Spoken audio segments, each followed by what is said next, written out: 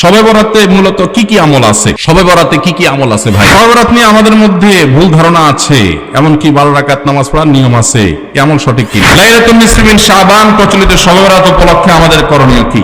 বিশেষ করে এই রাতে মসজিদে ওয়াজ মাহফিল, দোয়া দুরূদ, ইবাদত বন্দেগী এবং নানা ধরনের খানাদানার আয়োজন করা হয়। কোরআন সুন্নাহর আলোকে এগুলো ঠিক কিনা জানানো উপকৃত হবে। শবে বরাতে কি ভাগ্য নির্ধারণ হয়?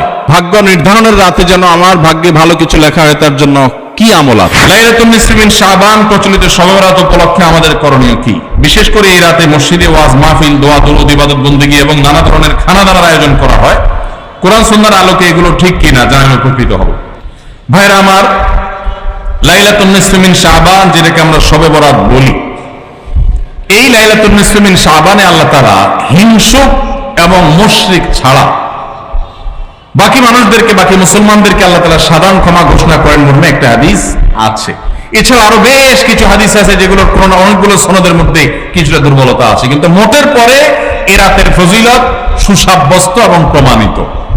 কিন্তু এর মানে এই নয় যে এই রাতকে কেন্দ্র করে আমরা যা করি আমাদের দেশে তার সব সঠিক। আমাদের দেশে লাইলাতুল বরাতে মানুষের যে ভিড় মসজিদগুলোতে, এটা তো ভালো জিনিস যে মানুষ মসজিদে আসছে, কিন্তু অন্যদিন না এসে এই রাতে বেশি আসার কারণটা কি? লাইলাতুল কদর বেশি ফজিলতপূর্ণ নাকি এই রাত বেশি ফজিলতপূর্ণ? লাইলাতুল কদরের সাথে কোনো তুলনা চলবে? সেই রাতে মানুষ কি এত বেশি ইবাদতের চেষ্টা করে? তাহলে এই রাতে এত বেশি চেষ্টার রহস্যটা কোথায়? রহস্য হলো আমার দেশে মানুষ মনে করে যে এই রাতে ভাগ্য ঠিক হয়, অতএব সারা বছর যাই করি না করি এই একটা রাত মসজিদে গিয়া আল্লাহ বিল্লাহ করে যদি সারা বছরের ভাগ্যটা ঠিকঠাক করা যায়, এরপর আর মসজিদে যায় কেনা। এই চালাকি করলে কি ভাগ্য ঠিক হয়ে যাবে? ভাইরা আমার, লাইলাতুন নিসফি মিন শাবানকে কেন্দ্র করে বহুবিধ বিদআত, বহুবিধ বাড়াবাড়ি, বহুবিধ কুসংস্কার আমাদের সমাজে আছে। একসময় তো প্রচুর পরিমাণ পটকা ফুটাফাটি চলতো। আলহামদুলিল্লাহ, প্রশাসনের ভাইয়েরা প্রতি বছর নিষেধাজ্ঞা আরোপ করেন এবং এটা অনেকটা কমেছে, যেটা আমাদের নিরাপত্তা হুমকির মধ্যে আমাদেরকে ফেলে। দ্বীনের নামে আমরা কখনো সেগুলো করতে পারি না। অনেক মসজিদে আলোকসজ্জা করা হয়। আলোকসজ্জা তো আপনি এমনিই করেন সারা বছর, কিন্তু এই রাতকে কেন্দ্র করে আলাদা করে আলোকসজ্জা করা, এই রাতকে কেন্দ্র করে ওই যে হালুয়া রুটি খাওয়ার একটা ব্যাপার এখনো আমাদের দেশে কোথাও কোথাও আছে। অনেকে মনে করে নবীজির দাঁত মোবারক শহীদ হয়েছেন উহুদের ময়দানে, তো তিনি হালুয়া খাইছেন, সেজন্য আমরা ভালো দাঁতে হালুয়া খাই। নবীজির দাঁত ভাঙে হালুয়া খাইছেন, আমাদের আস্ত দাঁতে আমরা কি খাই? হালুয়া খাই। আপনার বাপের ঠ্যাং ভেঙে গেছে, উনি একটা লাঠি দিয়া খোড়ায় খোড়ায় হাঁটে, আপনার আস্ত ভালো দুইটা ঠ্যাং আছে, আপনি বাপের মহব্বতে বলছেন বাবা তোমার পাওটা ভেঙে গেছে, সেই মহব্বতে আমি আমার ভালো পাও নিয়ে লাঠি দিয়ে আমি খোড়ায় খোড়ায় হাঁটতেছি। কি বলেন? বাপ খুশি হবে? খুশি হবে? বলবে এটা তো বেয়াদবি, তামাশা করতেছো আমার সাথে, আমার ভেঙাইতেছো।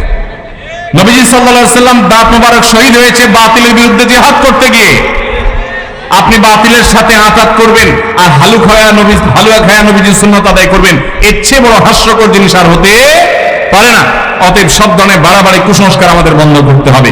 এমনকি এই রাত উপলক্ষে মসজিদে দোয়া দুরূদের জন্য সমবেত হওয়া, এ রাতে মানুষকে ডাকাডাকি করে একেবারে এই রাতের ফজিলতের জন্য মসজিদে সবাই একত্র হওয়াকে যারা জরুরি মনে করেন, তারাও ভুলের মধ্যে আছেন। ব্যক্তিগত ইবাদতে আল্লাহর ক্ষমা পাওয়ার জন্য চেষ্টা করতে পারেন, সেটা ভিন্ন বিষয়। আল্লাহ আমাদেরকে বুঝার তৌফিক দান করুন। শবে বরাতে মূলত কি কি আমল আছে? শবে বরাতে কি কি আমল আছে ভাই? শবে বরাত উপলক্ষে ওই রাতে করার জন্য হাদিসে আলাদা করে এই আমল, এই নামাজ, এত সূরা, এতবার, এরকম কোনো কথা কোনো বিশুদ্ধ হাদিস দ্বারা প্রমাণিত না। কিন্তু আমরা অনেকে মনে করি শবে বরাতের নামাজ এত রাকাত, প্রথম রাকাতে অমুক সূরা এতবার, দ্বিতীয় রাকাতে তমুক সূরা অতবার, এরকম একটা গদবাদা সিস্টেম আমরা অনেকে বানাই নিছি না? এগুলোর কথা কোনো হাদিস দ্বারা কিন্তু প্রমাণিত না। হাদিসের নামে, ইসলামের নাম মন গড়া কিছু করলে সেটা কিন্তু জায়েজ হবে না। তাহলে আমি কি করতে পারি? মধ্য শাবানের রাত, যেটাকে আমরা শবে বরাত বলি, এই রাতে আল্লাহ তাআলা বান্দাদেরকে সাধারণ ক্ষমা ঘোষণা করেন। এই রাতের একেবারে কোনো মর্যাদা নাই, ব্যাপারটা সেরকম না। মর্যাদা হলো যে আল্লাহ তাআলা বান্দাদেরকে সাধারণ ক্ষমা ঘোষণা করেন। তবে যার ভিতরে অন্যের প্রতি হিংসা আছে, শত্রুতা আছে, তাকে আল্লাহ মাফ করেন না। আর যে শিরকে লিপ্ত, আল্লাহ তাকে মাফ করেন না। আপনি মাজারে সিজদা করেন আর শবে বরাতে সারা রাত মসজিদে সিজদা করতেছেন, আর কান্নাকাটি করতেছেন, লাভ নাই, কারণ আপনি শিরকে লিপ্ত। সব রাতের সাধারণ ক্ষমা বা মধ্য শাবানের রাতের সাধারণ ক্ষমার মধ্যে আপনি পড়বেন না। এই জন্য সব রাতে আল্লাহ তাআলা সাধারণ ক্ষমা যদি আপনি পেতে চান, তাহলে আপনার কি করতে হবে? আপনার নিজেকে শিরক থেকে মুক্ত করতে হবে। শত্রুতা বিদ্বেষ কারোর প্রতি রাখা যাবে না, সবাইকে মাফ করে দিতে হবে। আল্লাহ আমাদেরকে তৌফিক দান করুন। সব রাত নিয়ে আমাদের মধ্যে ভুল ধারণা আছে, এমনকি 12 রাকাত নামাজ পড়ার নিয়ম আছে, কেমন সঠিক কিনা? আমি একটু আগেই বলেছি, সব রাতে নির্দিষ্ট কোনো নামাজ, নির্দিষ্ট কোনো রাকাত সংখ্যা, নির্দিষ্ট কোনো আপনার পদ্ধতি, এগুলো কোনোটা কোনো হাদিস দ্বারা প্রমাণিত না। আপনি আল্লাহ তাআলার পক্ষ থেকে সাধারণ ক্ষমার আশায় দোয়া করছেন, নিজের মতো করে ইবাদতবন্দেগি করছেন, সেটা আপনার ব্যাপার। কিন্তু শরীয়ত আপনাকে নির্দিষ্ট কোনো ফরম্যাট ঠিক করে দেয় না যে এই ফরম্যাটে আপনাকে করতে হবে। আমরা অনেকেই 5 ওয়াক্ত নামাজের খোঁজ খবর নাই, কিন্তু সব রাতের নামাজের রাকাত সংখ্যা, পদ্ধতি এগুলো আমাদের মুখস্থ এবং খুব প্র্যাকটিস করি। এর অন্যতম কারণ হলো আমরা মনে করি ওই রাত্রে ভাগ্য ঠিক হয়। অতএব এই রাত্রে যদি আল্লাহর কাছে একটু দোয়া দরুদ করে নামাজ কালাম করে ভাগ্যটা নিজের পক্ষে করে নেওয়া যায়, তো আবার আগামী 1 বছর যা মনে চায় করব। বাংলাদেশের সবচেয়ে বেশি মানুষ মসজিদে আসে কোন রাতে? শবে বরাতে। মসজিদে মানুষ আসছে, এটা তো খুশির কথা, কিন্তু কথা হলো ওই রাতেই কেন বেশি আসে, অন্য সময় আসে না কেন? কাহিনী কি? কারণ মানুষ মনে করে ওই রাতে ভাগ্য ঠিক হয়। যেহেতু ভাগ্য ঠিক হয়, অতএব এই এক রাতে আইসা ভালো করে ফুসলা ফাসলা দোয়া দরুদ করে টরে আমি যদি সব নিজের পক্ষে করে নিতে পারি, তাহলে এবার সারা বছর আবার যা মনে তা করলাম। একজন এলাকার এখানে চেয়ারম্যান সাহেব আছেন, এলাকার যারা জনপ্রতিনিধি সারা বছর যারা তার কাজ করে তাদেরকে তারা সুযোগ সুবিধা দেয়, তাই না? ভোটের সময়, নির্বাচনের সময় কোনো সময় তোমার চেহারা দেখা যায় না, চান্দু রিলিফের চাইলে আসার পরে তুমি এসে হাজির হয়ে গেছো ভাগ নেওয়ার জন্য। কি বলেন, চেয়ারম্যান সাহেব তারা খুব পছন্দ করে দিবে না দৌড়ে দিবে? সারা বছর মসজিদে আসার খবর নাই, এখন তুমি ভাগ্য ঠিক হওয়ার আশা করে ওই সময় এসে সিরিয়াল দিয়ে দাঁড়ায় গেছো। তুমি পানি চেঁচার সময় ছিল না, মাছ ধরার সময় হাজির হয়ে গেছো। বুঝেন নাই কথাটা? এই জন্য নামাজ কি শুধু সব রাতে পড়ার জিনিস না, সারা বছর পড়ার জিনিস। আর ভাগ্য কিন্তু মানুষের সবাই কদরও ঠিক হয়। সূরা দুখান আয়াত নম্বর 3 এবং 4 পড়বেন। আল্লাহ সুবহানাহু ওয়া তাআলা বলেছেন, ইন্না আনজালনাহু ফি লাইলাতিন মুবারাকা ইন্না কুন্না মুনজিলিন ফিহা ইউফরাকু কুল্লু আমরিন হাকিম। ওই যে রাতে কোরআন নাযিল হয়েছে সেটা লাইলাতুল কদর, সে রাতে সমস্ত গুরুত্বপূর্ণ বিষয়গুলো ধার্য হয়ে থাকে। আল্লাহ আমাদের বুঝার তৌফিক দান করুন। শবে বরাতে কি ভাগ্য নির্ধারণ হয়? ভাগ্য নির্ধারণের রাতে যেন আমার ভাগ্যে ভালো কিছু লেখা হয়, তার জন্য কি আমল আছে? ভাইরা আমার, শবে বরাতে ভাগ্য নির্ধারণ হওয়ার কথা অনেক উলামায়ে কেরাম বলেছেন, তবে লাইলাতুল কদর বা শবে কদরে ভাগ্য নির্ধারণ হওয়ার বিষয়টা অধিকতর বিশুদ্ধ এবং দলিল সমৃদ্ধ, এবং বেশিরভাগ আলেমদের মত, ইমামদের মত সেটা, অর্থাৎ শবে বরাতে নয়, বরং ভাগ্য নির্ধারণ হয় কখন? শবে কদরে। অনেক উলামায়ে কেরাম সমন্বয়ের চেষ্টা করেছেন, কিন্তু বেশিরভাগ দলিল প্রমাণগুলোর দিকে তাকালে এবং বেশিরভাগ ইমামদের মত হলো, বড় বড় মুফাসসিরদের, ইমাম কুরতুবী রাহমাতুল্লাহ আলাইহি, বড় বড় তাফসীরবিদদের মত হলো যে মানুষের সারা বছরের ভাগ্য আল্লাহ নির্ধারণ করেন শবে কদরে। যাই হোক, যখনই আল্লাহ রাব্বুল আলামিন ভাগ্য নির্ধারণ করেন, বিশেষ শবে কদর ঠিক করেন, তার দলিল কি? কোরআনে কারিমে একটা সূরা আছে, নাম হলো সূরা দুখান, আয়াত নম্বর 3 এবং 4। এটার বাংলা অর্থ দেখে নেবেন। আল্লাহ বলেছেন, ইন্না আনজালনাহু ফি লাইলাতিন মুবারাকা ইন্না কুন্না মুনজিলিন। একটি বরকতময় রাতে আমি কোরআন নাজিল করি, ফিহা ইউফরাকু কুল্লু আমরিন হাকিম। সেই বরকতময় রাতে, যে রাতে কোরআন নাজিল হয়েছে, ওই রাতে সব গুরুত্বপূর্ণ বিষয়গুলো ধার্য হয়। বরকতময় রাতে যে কোরআন নাজিল হয়েছে, সে রাত কোনটা? শবে বরাত না শবে কদর? কারণ কোরআনে সূরা কদর আল্লাহ বলছেন, ইন্না আনজালনাহু ফি লাইলাতুল কদর, তাই লাইলাতুল কদরে কোরআন নাজিল হয়, আর সেই রাতে আল্লাহ গুরুত্বপূর্ণ বিষয়গুলো ধার্য করে। এখান থেকে বোঝা যায় শবে কদর ভাগ্য নির্ধারণ হয়। যাই হোক, যখনই হয়, আমরা ভাগ্যে যেন ভালো কিছু পাই, আমাদের ভাগ্য যেন সুপ্রসন্ন হয়, নসিবে যেন ভালো কিছু লেখা হয়, বাজেটে যেন ভালো কিছু থাকে, আমরা চাই না? কি করলে আমাদের নসিবে ভালো কিছু হবে? আমরা আজকে কয়েকটি আমলের কথা বলবো।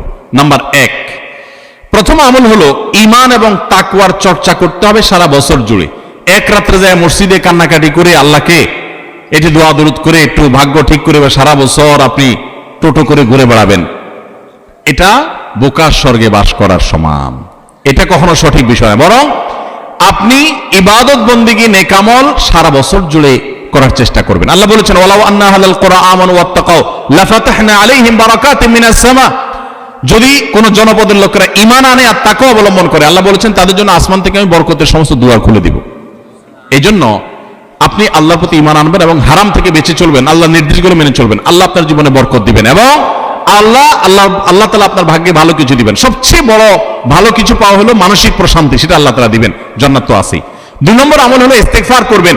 গুনাহ মাফ চাইবেন, আস্তাগফিরুল্লাহ ওয়া আতুবু ইলাইহি। যারা বেশি বেশি পড়ে আল্লাহ তাদের রিজিকে বরকত দান করে, ইনকামে বরকত দান করে। আল্লাহ বলেছেন ওয়া ইউমদিদুকুম বিআমওয়ালিন ওয়া বানিন, যারা ইস্তিগফার করে তাদেরকে আল্লাহ সম্পদ এবং সন্তান দিয়ে সমৃদ্ধ করেন, তাদের ভাগ্য ভালো কিছু হয়। এজন্য বেশি বেশি আস্তাগফিরুল্লাহ পড়বেন, আস্তাগফিরুল্লাহ আস্তাগফিরুল্লাহ, যত রকমের ইস্তিগফার আছে পড়বেন। 3 নম্বর হলো রেজা বিল কাজা, আল্লাহ যা দিয়েছেন এর উপর সন্তুষ্ট থাকবেন। আলহামদুলিল্লাহ বলুন, যা পাইছি আলহামদুলিল্লাহ। আলহামদুলিল্লাহ বললে কি হবে? আল্লাহ বলেছেন লা ইন শাকারতুম লাযিদান্নাকুম, যদি তোমরা নিয়ামত যা পাইছো শুকর আদায় করে আরো বাড়ায় দিব। তাহলে আপনার ভাগ্যে যদি আরো বেশি কিছু থাকুক আপনি চান, তাহলে সেক্ষেত্রে আপনার শুকরিয়া আদায় করা শিখতে হবে। 3 নম্বর। 4 নম্বর হলো সাদাকা, দান সাদাকা। এটা বিপদ আপদ থেকে মানুষকে রক্ষা করে, মানুষের জীবনে বরকত এনে দেয়। এজন্য সাধ্য অনুযায়ী দান সাদাকা করা। 5 নম্বর হলো আল্লাহর কাছে দোয়া করা। কোন কোন ভাগ্য আল্লাহ পরিবর্তন করে দেন দোয়ার মাধ্যমে। লা ইয়ারুদ্দুত তাকদির ইল্লা দুআ, দোয়া এটা তাকদিরকে পর্যন্ত পরিবর্তন করে দেয়। কিছু কিছু তাকদির আছে পরিবর্তনশীল, এগুলো দোয়ার মাধ্যমে পরিবর্তনের জন্য দোয়া করতে থাকে, আল্লাহ আমার নসিবের জন্য ভালো কিছু থাকে, মন্দ কিছু থাকলেও তুমি সেটা দূর করে দাও, দোয়া করতে থাকা, তাহলে ভাগ্যে ভালো কিছু পাবেন। এবং 6 নম্বর হলো আত্মীয়তার বন্ধন রক্ষা করা। বুখারীর হাদিস, নবী সাল্লাল্লাহু আলাইহি ওয়াসাল্লাম বলেছেন মান সাররাহু আন ইউমসাতা লাহু ফি রিজকিহি আও ইউনসা লাহু ফি আথারিহি ফালইয়াসিল রাহিমা, যে ব্যক্তি চায় তার হায়াতে আল্লাহ বরকত দেখ, তার রুজিতে বরকত দেখ, সেজন্য আত্মীয়তার সম্পর্ক রক্ষা করে। চেষ্টা করব না ইনশাআল্লাহ। এই 6টা কাজ আবার আমি বলছি এক নজরে। 1, আল্লাহর প্রতি ঈমান আনা এবং তাকওয়া অবলম্বন করা, সারা বছর গুনাহ থেকে বেঁচে থাকা, 5 ওয়াক্ত নামাজ ইত্যাদি পড়া। 2, বেশি বেশি ইস্তিগফার পড়া। 3, আল্লাহ যা দিয়েছেন এটার উপর আলহামদুলিল্লাহ বলা, তার নিয়ামত বাড়বে। 4, সাদাকা করা, সাধ্য অনুযায়ী দান করা। 5, আল্লাহর কাছে দোয়া করা, তাহলে আল্লাহ ভাগ্যে ভালো কিছু দিবেন। আর 6, আত্মীয়তার বন্ধন রক্ষা করা। এর পাশাপাশি চেষ্টা করবেন নামাজ শেষ ফাইদা কুদিয়াতিস সালাত ফান্তাশিরু ফিল আরদি ওয়াবতাগু মিন ফাদলিল্লাহ, আপনি ছড়ায় পড়বেন রুটি রুজি তালাশ করার জন্য, আল্লাহ তাআলা বরকত দিবেন। চেষ্টাও করবেন, দোয়াও করবেন, ইনশাআল্লাহ আল্লাহ তাআলা ভাগ্যে ভালো কিছু দিবেন, ভাগ্য সুপ্রসন্ন হবে, নসিব ভালো কিছু আসবে। চেষ্টা করবেন ইনশাআল্লাহ।